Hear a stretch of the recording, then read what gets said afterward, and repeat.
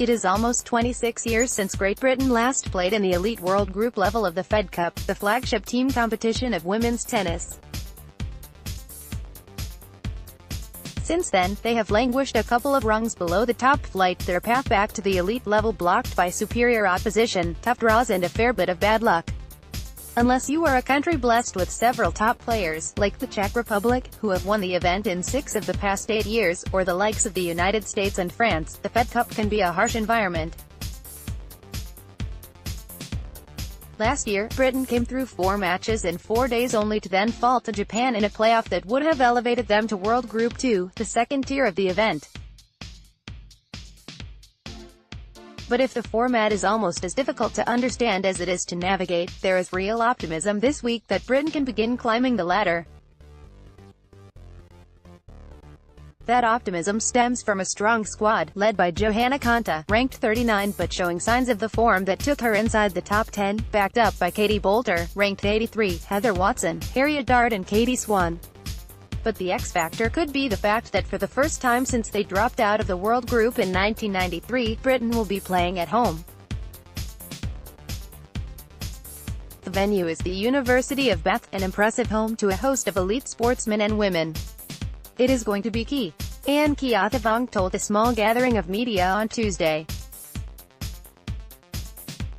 I never got to experience it as a player, but I am looking forward to experiencing it as a captain, and I know all the players are too. Keothavong stressed the importance of boosting participation, not least since figures from Sport England showed the number of regular tennis players in Britain fell from 457,200 to 398,100 in the 10 years to 2016. We're bringing tennis to a different part of the country, she said. There's no grass court event here or anything else.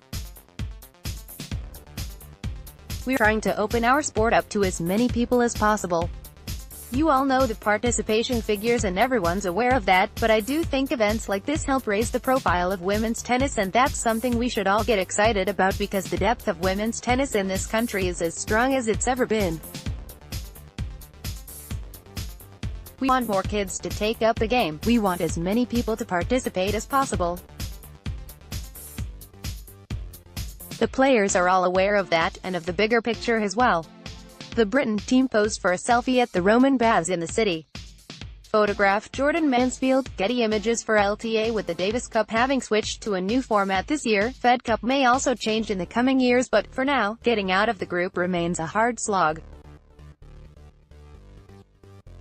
The stress and the emotions that we all feel as a team to get through a week like this, it takes a lot out of the players, and that shouldn't be underestimated, Keothavong said.